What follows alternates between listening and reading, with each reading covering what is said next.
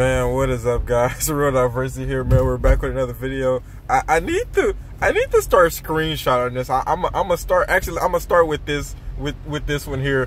But one thing I want to say is that this game, it is very, see, and there's a lot of things I like. I think this game isn't too, like, it's not too heavy focused on trying to make money like out the yazoo.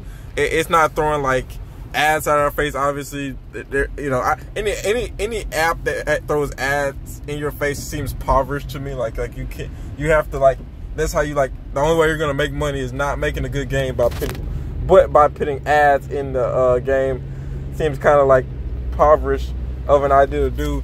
Another thing I want to point out, but this game, like I said, it does certain things well, but there are certain things that still feels like money grabbish, and it's subtle. They don't put it right in your face. And any company that is smart enough would do this anyway. Like you obviously, that's like the ultimate goal, is to make, you know, some cash with whatever your product you're selling or whatever. So, but they're being at least covert about it, and that's kind of the best way to do it, is like not be in your face. But it still just feels bad to the players anyways, because it feels super obvious to me anyway. But I want to talk about, you guys probably don't even know what I'm talking about yet. But just notice what I'm looking at here is the daily offers. It feels like anytime I do not have gold, and that is very rare. I spend my gold seldomly, and it feels like I'm like, okay, I'm waiting on that right one, that really nice one. But after I've hold on to my gold for a minute and I see a decent variant, like there's been times I get to like 2,000 gold or whatever, just casually get to. And I like how gold is obtainable pretty easily. It's not like you're grinding too much for it or whatever. And I can actually see what probably is the last thing I bought with my gold if I go look at my recent cards. But this Dr. Doom, and I've noticed anytime I don't have a lot of gold, they always seem to give me these really nice variants like the pop up, like this one. I'm a big Dr. Doom fan. I see a lot of see what I mean by pop up, and I like how they do this now. And this is what made it more obvious to me, is that it shows the rarity of a thing now. Like, this is rare, which you see this a lot, right? This is I think anyone should have seen this lizard quite a bit. I think also, let me see. I wonder if the gold amount is based on how rare it is. I always thought it was based on just how nice it looked, but actually, looking at this, it looks like it's based off the rarity. But a lot of times, yeah, because there's been some cards that look really good to me, but they're like only 700, and then there's others. The really good ones always seem like to be the most expensive, because they're usually the rarest, right? So this is super rare, and this is also super rare. I don't think there's anything above super rare. And yeah, that has to define the price. It has to go from, that must define the gold value, is if it's rare or super rare. So yeah, and then obviously I guess the base card is just the base card. But yeah, you see a lot of the rare ones quite a bit. I think I've seen this one, this Agatha, which, I mean, it's crazy enough you hardly see Agatha anyway, but I've probably seen that variant in play. I've definitely seen that lizard about 100 times. I don't even see Hawkeye at this point.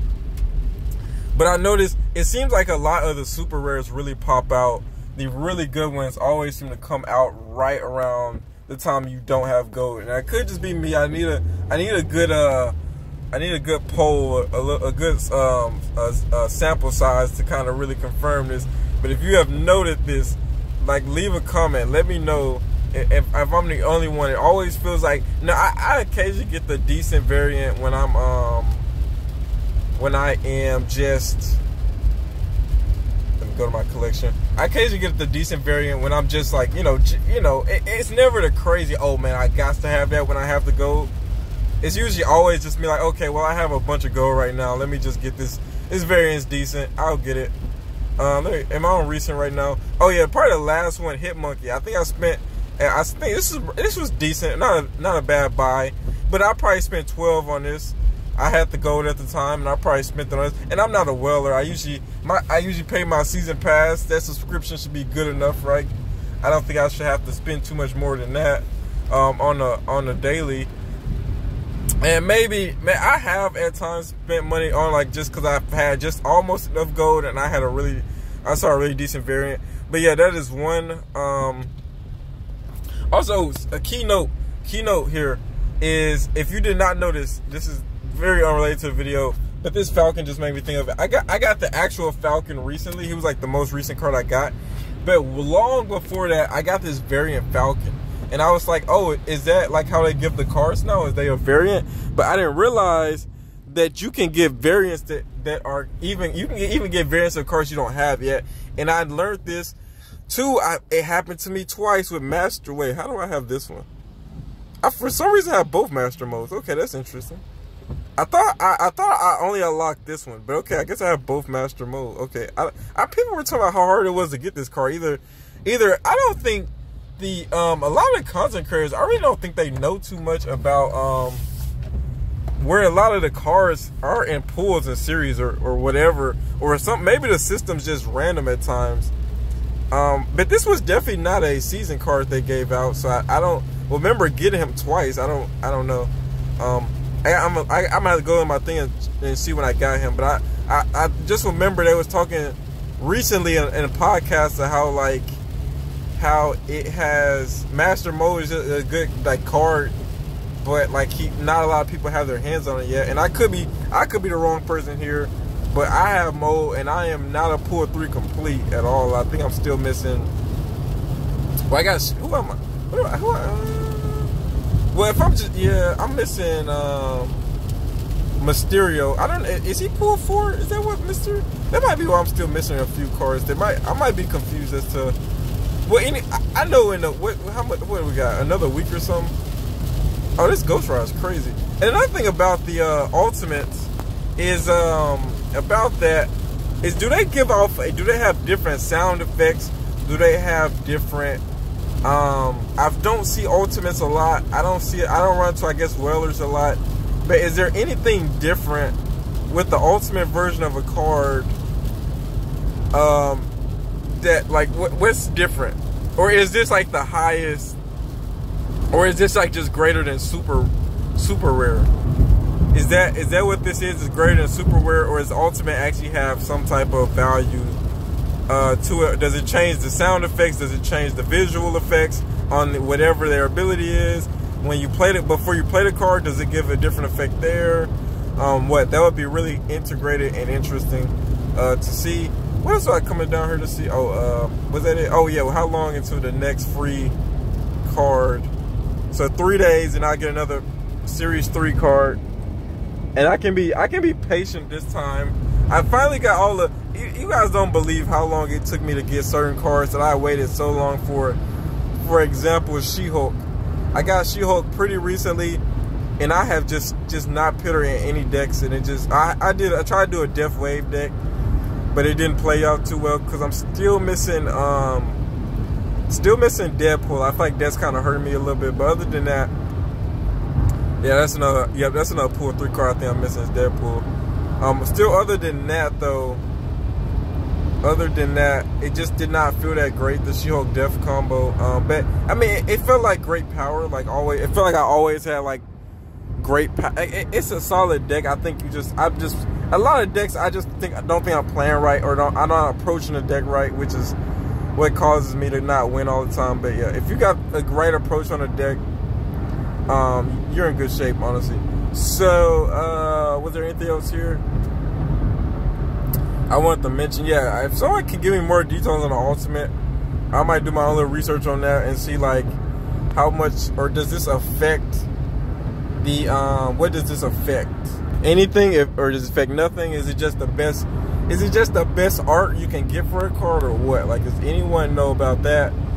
Oh yeah, this is what I meant by the game. Sorry, I always hate when I get off subject, but the game doesn't, like I said, doesn't shove like pay to win is not really a big thing. Well, it is and isn't, right? So to get, like, the token shop is become like the main thing. You can only get tokens through, that's like the most rare thing in this game is tokens. Now, just like cards though, if you really wanted to, you could just spend a bunch of money on your collector's level by buying a bunch of credits. You can buy a bunch of credits in these packs and they'll get you a bunch of boosters. and with that, credits and boosters, you can upgrade your collection level faster, and then you can get more credits faster. And that's an indirect way of getting the tokens, which you do spend money on. But there's no direct way to spend money from like no direct cash to token exchange. So, but I mean, in a sense, you can still indirectly spend money to get tokens faster. It's still just iffy, and it's not 100% foolproof on how fast you get them. And it's just the math. It's still a gamble. So, other than that though, what was I finna say? Yeah, let me go check that master mode thing out real quick. I wanted to see. So we got Falcon there, and we're gonna actually see the variant. I think not too far down. Agatha. So my last two unlocks have not been that cool. Falcon and Agatha, which bring much, and I already had at least Falcon in a sense already, so it did not bring me any value in my last two card pulls. Black Panther is probably the last decent one I had. I said, okay, cool. Black Panther is I've been waiting to get him, but some of these cards I like wanted when I saw them in like another person's deck, but then when I got them, I just like I don't feel the urge to really play Black Panther deck because I just know already how it works, and I don't want a deck where I'm dependent on one card anyway. And also, it always felt with the Shuri nerf. The Shuri nerf actually hurt Black Panther too. It hurt the Shuri nerf hurt a lot more decks than I think people might have realized, because now you can't Artem Zola your Panther anymore. So that I think was a broken not broken, but that was a solid combo where you could get 32 in each lane, in 2 lanes, so 32 plus, because you're gonna probably have like the Shuri in 1 lane or something like that. So I think that was a pretty solid strat to run that. But yeah, now Black Panther's kind of yeah, I mean, even if you play them on Wong, you get the 16, and then you could, I guess the Wong combo works now. Actually, that might be better. Actually, I think about it, I forgot about that. That actually might be better if you Wong Artem Zola, if you Wong Black Panther then Artem Zola, and the first thing you Artem Zola is the Wong. If you Artem Zola Wong first, that might not be a bad. I think I tried that. And if the Wong goes first and then the Black Panthers, then they double twice again. So that's like 9. That's like 60. What's that? That's like they'll jump from 16. They'll go to 32, and they'll go like 60 something each. So yeah, that's like 60. Yeah, that's a more crazy combo, but it's just not as consistent because Wong might not go first. Now, and it's risky because, like you say, you don't know if Wong goes first. So another solution was, if I'm running a Shuri deck, then I can just still play Red Skull, right? Like I can just still throw Red Skull in there, and if I get Shuri and don't get Panther, I can just do that. But the Wong combo seems like you very much depend on pulling Panther. Is there any other card that Zola can really work well with? Like White Tiger, I think Dr. Doom potentially, but then you're off curve there because Doom's on 6. I'm ranting so bad here. Okay, I digress. Yeah, let's look back at my cards. Baron Moron. So Moron. I hope I'm saying it right. I can't see his name right now. Hold on. Yeah, I can't see his name right now. I think it's Baron Moron, I believe is how you say it. Anyways, yeah, it's not like, and he's like F tier 2-cost card. So one thing they could do with him is maybe make him a 2/4, but I don't know. I really don't want to see him a lot though in the meta. So, but a 2/4 is not bad. But you actually are kind of hurting. Like it's a gamble because it's like Yondu. Yondu. Yeah, because Yondu's better than this guy in all aspects. But Yondu, the thing is, because you can see what card you Yondu. Y'all both can see it. And the second thing about Yondu though is if you Yondu, if you hit a bad card or a card that they really didn't probably need at the time, it only helps them. At least that's how I've always seen it. Like when I get Yondu and I did not want to see that card next turn, I'm like, oh, thank God. And it usually lets me get to the card I wanted to see a lot faster. So I'm actually a lot of times I'm actually usually grateful for Yondus because they thin my deck out. So I'm like, oh great. Okay, anyways, yeah. So my like Agatha, Falcon, that guy. I got this Leech variant. I think Leader was also one of my Leader. And I spoke him up, Leader, and I do not like this. I got him right when he got buffed though, or right before he got buffed, I believe. So I had him like when they buffed him back up, but that's still like, I don't want to play Leader. It's just, he's still not that great. You know, unless you copy it. Now, Miles, this was a card I was really ecstatic to see because I love move decks. If you just go look at any other video on my channel, it's most likely a move deck video. So yeah, I really enjoyed getting this card. This was definitely, he got immediate use, like immediate use. I couldn't wait to make a deck when I got him. I got this Ghost Rider variant, looks really cool. Other than that, nothing. There's the Master Mode variant, She-Hulk. So yeah, that Master Mode is wow. They gave me 2 variants back to back. That's kind of crazy. I don't know what the game was going through when they're on that time. It gave me 2 variants back to back, and I must have already had Master Mode before then. She-Hulk, just like I was saying, it took me a minute. I really didn't make too many decks for her.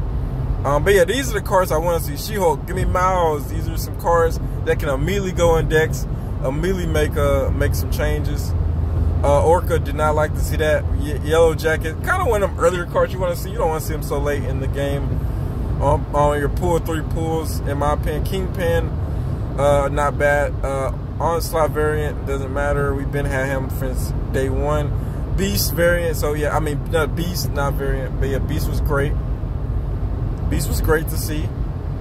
Hood, this man got so much play immediately, like almost immediately, because he went into my, I had made a miracle deck around the time I got this guy, so he saw immediate. I got him, I think around the time Hitmonkey first came. I don't know. It was, I want to say it was slightly after Hitmonkey maybe. But this man got immediate. Like, I have so many boosters for him right now. And then there's the Falcon I was talking about. So that I see now that was a variant. But we got him before the actual Falcon. So that is plausible. If you did not know that, that's plausible. I learned that. I think I didn't. Like, there is.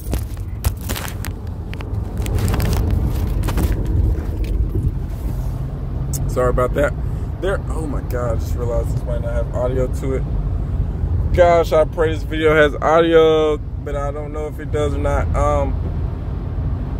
Ghost Rider. Oh yeah, we got Ghost Rider, then we got his variant later. I try to get a little Ghost Rider play. I still think I'm missing. No, he was like the one card I feel like I was missing in my discard deck, but when I got him, it still didn't feel like a good deck. So yeah, so much for that. But yeah, you can't get a card before you can get a card variant on a card that you don't even own yet. So know that that can happen if you're lucky. It's luck. Zero, he got immediate play because I had used. No, I got Zero, then I immediately used my free pool 3 on Red Skull. And of course, he got nerfed before I could do the Shuri Red Skull.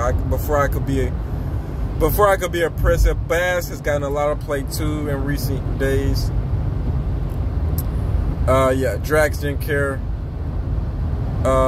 Rescue variant. And Mr. Negative got immediate play. I actually what's funny is seeing some of these cards brings me back to like a time I wasn't specifically in life. And I remember I was specifically out of town when I got this guy. He got a lot of play immediately, so that's always fun.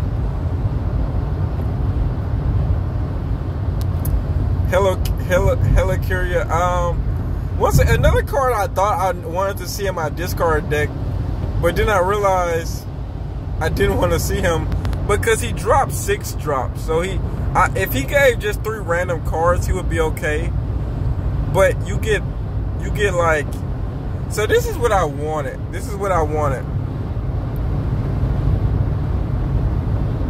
And it just didn't work. And this was like a miracle play. right? So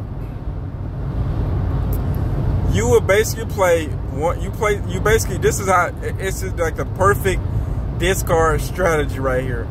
So basically, you play Invisible Girl, then you play Lady Sif, and you hit your helicarrier. You hit the helicarrier, and then helicarrier drops like the cards, and then you play MODOK on top of your Invisible Woman, and then you play Hela behind MODOK. So then you hit all of those powerful cards that helicarrier just created, and you bring those cards back with Hela. Now that's one, like, how, like, it takes too many win conditions for that. First of all, now let's say this: you don't need Hela into your final turn, so she's not a requirement. You have so much time to draw her. So maybe you could put to kind of help speed this up, you could put Chavez in the deck to help, cause then she'll come out too on turn after you play Hela. So that's a way to thin the deck out a little bit. But you play MODOK, or okay, so two cards you need off at the you need Sif probably off rip. You need Lady Sif off rip, and you need helicarrier before turn 3.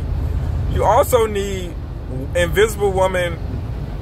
You can play Invisible Woman on turn 4, but it's more ideal to play her on turn 2.